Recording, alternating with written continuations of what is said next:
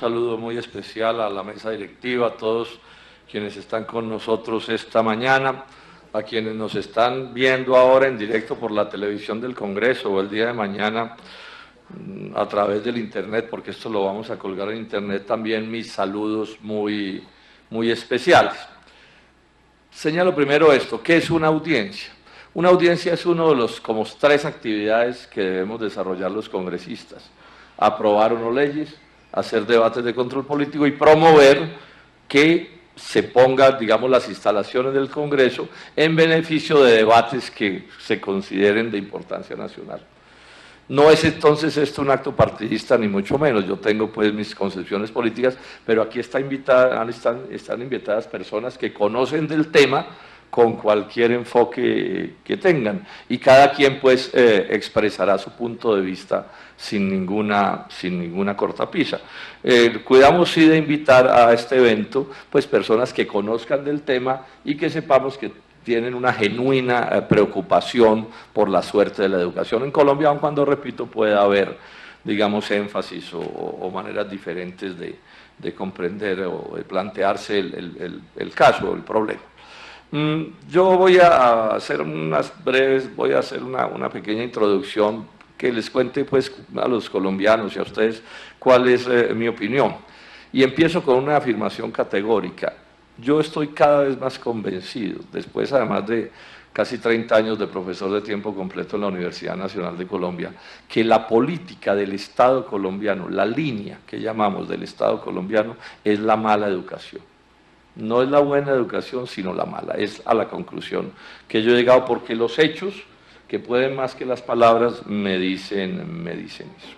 Esa es, digamos, como mi convicción principal. Y esto es de una gravedad inaudita, porque uno puede demostrar hasta la saciedad que prácticamente todo el progreso de la humanidad está asignado por el progreso del conocimiento. Nosotros somos una especie que no toma de la naturaleza, esto lo repito mucho, como la naturaleza nos da, sino que toma de la naturaleza transformándola. Y nosotros mismos, nuestra cultura se transforma incesantemente. Y al final todo eso es un problema del conocimiento. El conocimiento aplicado a las ciencias naturales o a las ciencias sociales, para usar esa división que puede ser discutible, pero que nos resuelve el asunto práctico. Todo lo que somos conocimiento. Todo lo que hoy nos distingue como especie es el fruto del conocimiento. Me gusta repetir una frase que dice que la tecnología es la expresión material del conocimiento. Es como el conocimiento se convierte en hechos, en realidad. Si uno mira un teléfono celular o un avión bien complejo, ahí es todo el conocimiento de la humanidad expresado en un artilugio de estos. Y si uno mira hacia las ciencias sociales, pues bueno, el derecho, la filosofía, la antropología, ¿eso qué es? Conocimiento y conocimiento y conocimiento. Y no podremos resolver los problemas de la humanidad sin desarrollar cada vez más el conocimiento. Desarrollo del conocimiento que exige 2 asuntos: crear conocimiento, descubrir cosas, que es una forma de crear conocimiento, y transmitir conocimiento. Ese es, digamos, el punto de fondo. Y cuando yo miro lo que sucede en Colombia en todos estos años, lo que veo es que no hay una actitud del gobierno nacional, de ningún gobierno, que sea coherente con esta importancia que le damos al conocimiento. Sí, porque lo que hay son muchas teorías para explicarse por qué las cosas no se hacen como se deberían hacer, pero el punto es que no se hace. Y no solo estamos mal, sino que nos estamos rezagando, que es más grave. Uno mira la velocidad a la que se mueve la creación y la transmisión del conocimiento en otras latitudes, y lejos de reducir la distancia que nos llevan, nos estamos diferenciando pues, o quedando todavía más. Dentro de este asunto de crear y transmitir conocimiento, yo creo que uno de los grandes avances del conocimiento fue cuando la humanidad empezó a llegar a la conclusión de una posición que es la mía y que defiendo siempre, que es la idea de que, siendo esto tan importante, el conocimiento y la educación como una manera de desarrollar ese conocimiento, se necesita tener una educación que tenga estas características. Primero, que sea universal, es decir, para todos. Es un crimen un verdadero crimen contra el progreso de un país que haya gente que no pueda educarse al nivel al que podría llegar porque la sociedad se las ingenia para bloquearle ese acceso. Eso me parece horrible. Entonces, la idea de que la educación debe ser universal tiene que ser un principio que además nadie se atreve a cuestionar, lo cuestionan en la práctica, pero en teoría nadie se atreve. Segunda idea, que sea educación de buena calidad. Esto antes no había que decirlo, cuando yo estaba estudiando uno no mencionaba esto porque se suponía que era de buena calidad, pero como estamos en un mundo que lo pervierte todo, entonces uno tiene que decir, sí, pero oiga, no me estafen con la educación universal, que sea de buena calidad. Debe ser, para que pueda ser así, para que pueda ser universal, tiene que ser gratuita. O sea, la gratuidad de la educación no es una consigna política, es la consecuencia de querer una educación universal, porque, o si no, no es posible que los sectores populares, que son inmensos en los países, puedan acceder a la educación. Y en ese sentido debe ser pública, porque si no es el Estado quien va a financiar esa gratuidad, ¿quién la va a financiar? La educación pública además nos garantiza, digamos, que puedan competir todas las corrientes de pensamiento y que a nadie lo puedan obligar a pensar de una determinada manera. Este es, digamos, lo que a mí me inspira en relación con mis análisis de educación. Si estas ideas se están cumpliendo, creo que vamos en la dirección correcta. Si estamos retrocediendo en ellas, nos estamos embolatando. Cosa que no quiere decir que no pueda haber educación privada. No es esa la teoría, puede haber. Pero ¿cuál es el lío con la educación privada? Es que la educación es un bien costoso, cada vez más costoso. Y entonces la educación privada, como todo lo privado, tiene una limitación estructural, que son sus costos, y el hecho de que la mayoría de la gente no puede pagar esos costos. Entonces terminamos teniendo una educación privada que en sus capas superiores, llamémoslo así, puede ser de altísima calidad, pero cuya calidad va descendiendo en la medida en que va, digamos, financiándose cada vez más, y si le aparece la ganancia, peor, porque se vuelve ganancia una parte de lo que debería ser calidad de educación, y ese es un lío que tenemos, que no es soluble mediante, digamos, ninguna decisión de un rector ni cosa que se parezca. Entonces, al final la educación privada termina siendo en muy buena medida, en proporciones determinantes, educación de mala calidad o educación mediocre, mientras que la pública puede ser de excelencia, siempre y cuando, claro, esté bien financiada, porque lo que hace a la educación pública de alta calidad no es que diga el letrero universidad hiper mega pública, sino que tenga las características que debe tener, entre esas una financiación suficiente para poder dotarla de los mejores profesores, los mejores laboratorios, las mejores bibliotecas, las mejores instalaciones, lo mejor todo lo que se puede. Bueno, y en Colombia lo que hemos tenido siempre es lo contrario. Miren, yo les voy a mencionar muy brevemente algunos hechos. La mitad de la educación en Colombia superior es privada. Y a mí no me van a decir que la mitad de los colombianos tiene con qué pagarse educación privada de excelencia. No lo tienen, eso lo sabemos todos, y eso está lleno de educación de garaje. Y más cuando le introducen la ganancia, porque se embolsillan como ganancia la poca plata que podría haber para financiar educación. En el caso del preescolar, esto es una vergüenza universal. En Colombia no existen los preescolares públicos. ¿Sí? Puede existir lo de las madres comunitarias, esas señoras esforzadas que algo intentan con los niños, pero eso no es un preescolar. FECODE ha hablado de preescolar de 3 grados, eso es a lo que hay que aspirar, o sea, a que las gentes sencillas tengan lo que tenemos quienes podemos pagarles a nuestros hijos o a nuestros nietos, digamos, esa educación preescolar. Llevamos 50 años en doble jornada. 50 años en doble jornada, y apenas ahora se les ocurrió ponerla en duda, porque siempre la presentaron como una genialidad. Y claro, quienes tuvimos con qué pagarla nunca estuvimos en doble jornada, estuvimos en jornada única. O sea que aquí se sabía cómo funcionaban las cosas. Y hoy eso no se está corrigiendo en serio, hay más demagogia en eso que corrección real de lo que está pasando. La ley 30. La ley 30 de educación superior es una ley de privatización de la educación superior, es una ley de mala financiación, de desfinanciación de la educación. Es más, no es peor porque algún fallo de los jueces en algo morigeró sus efectos perniciosos, eso es una cosa que es sabida. Y privatizar educación pública es deteriorarle su calidad, eso es lo que es sinónimo. Es que si en este caso, insisto en la idea de lo privado como sinónimo de mala calidad o de mediocridad. Los recortes de las transferencias.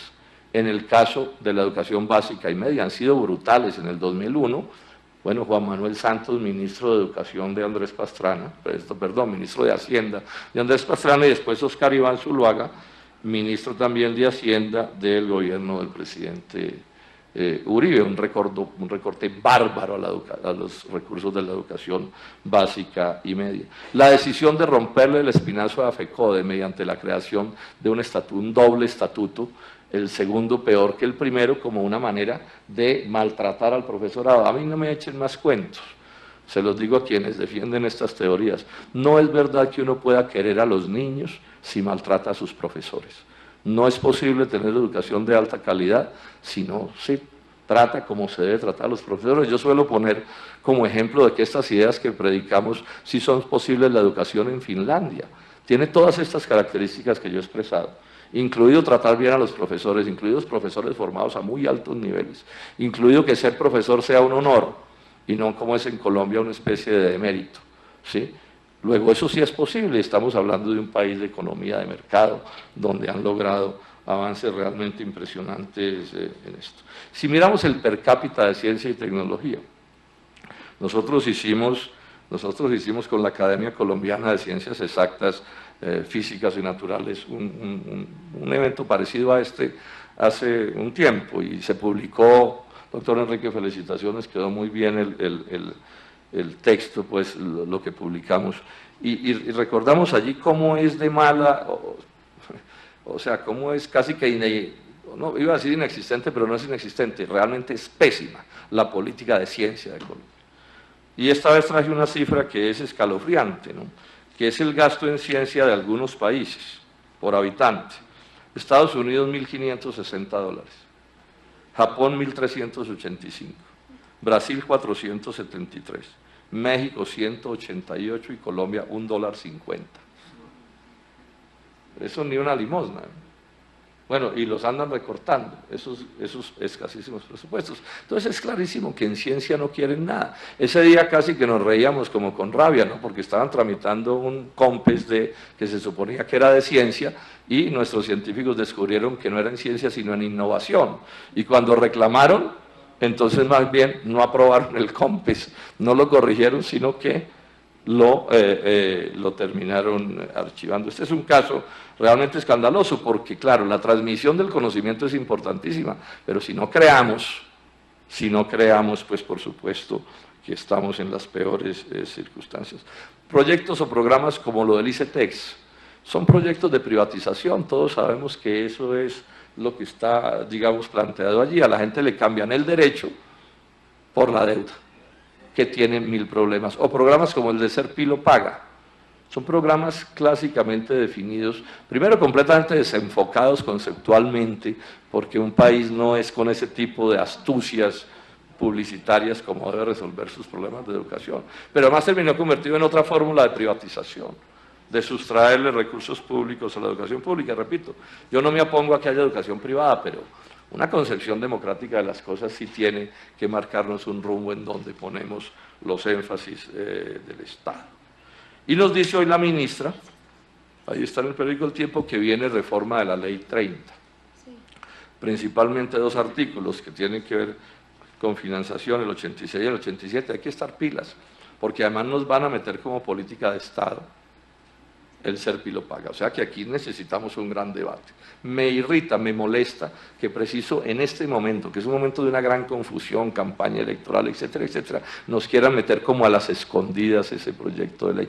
Eso no es serio, porque la democracia no es solo que se vote en el Congreso, la democracia es que pueda haber un debate amplio, grande. O sea, esa ley se va a votar con las universidades ya por fuera de las aulas. Todos sabemos que está calculado para eso. Eso es absolutamente inaceptable. Concluyo con un par de comentarios breves. Dije inicialmente, yo creo que la política es la mala educación. Todos estos hechos que he señalado, pues nos dicen, bueno, el déficit de las universidades públicas, eso ya nadie sabe ni en cuánto va. Los rectores lo han calculado, estamos hablando, creo que en solo infraestructura son como 16 billones, se están cayendo los edificios, eso no son cuentos, se están cayendo los edificios. Ese es otro signo más de esto.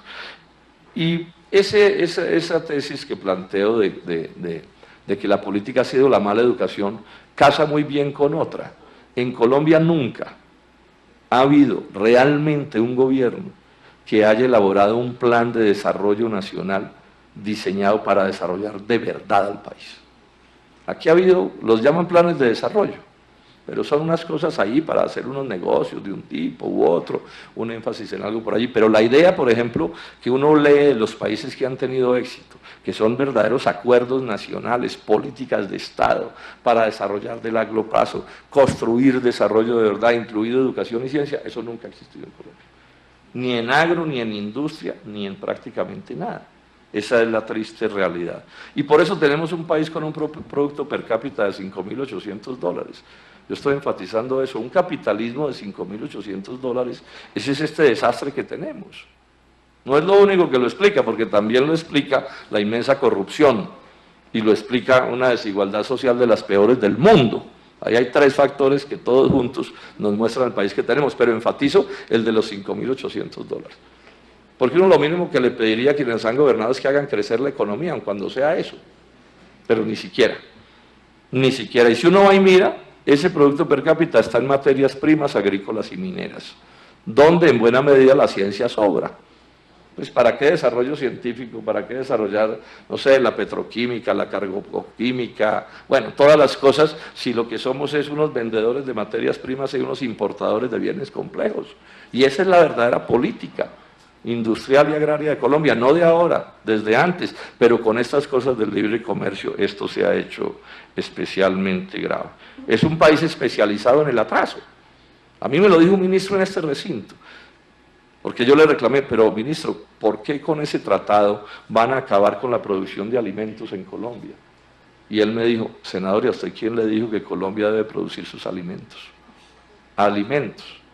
Me dijo, si uno tiene petróleo y tiene carbón, se consigue los dólares, ¿con qué importar todo lo que no produzca en el país? Bueno, esa es la verdadera doctrina que ilumina, bueno, ilumina es un decir, que oscurece a este país. Bueno, espero no haberme alargado mucho en estas reflexiones, pero pues creo que era importante hacerlas. Entonces, al final, pues, ¿qué es lo que estamos pensando y proponiendo con cada vez mayor insistencia? En Colombia necesitamos generar un gran proyecto de convergencia nacional, de unidad de este país, de unidad de gente de todos los orígenes sociales, sectores populares, clases medias, empresarios, todo el mundo, gente de todos los orígenes políticos, en la idea de que tenemos que convertir en nuestro objetivo desarrollar de verdad a Colombia, sacarla de este atraso, ponerlo en el nivel en donde podríamos estar, y eso no es posible si este asunto de educación y de ciencia no lo tratamos con el rigor y con la seriedad que debe tratarse, tanto presupuestalmente como en sus políticas y en sus concepciones. O sea, aquí hay que decir que le toca a la ciencia, le toca a la educación, le toca a los científicos y a los académicos y a los profesores, o sea, le toca a la gente que sabe estos asuntos y que puede, digamos, desarrollarlos como debe ser para el progreso de Colombia. Termino ahí nuevamente, mil gracias a todos los invitados, a todos los que nos están viendo en sus casas, a los que nos ven en sus casas, vean esto como un pequeño posgrado, por llamarlo así, como una especie de pequeña especialización en asuntos de educación. El que vea esto toda la mañana, seguro que va a elevar bastante su nivel de comprensión, por lo menos en una parte de los problemas nacionales. Y eso sin duda contribuye positivamente con el progreso de Colombia. Entonces, nuevamente mil gracias.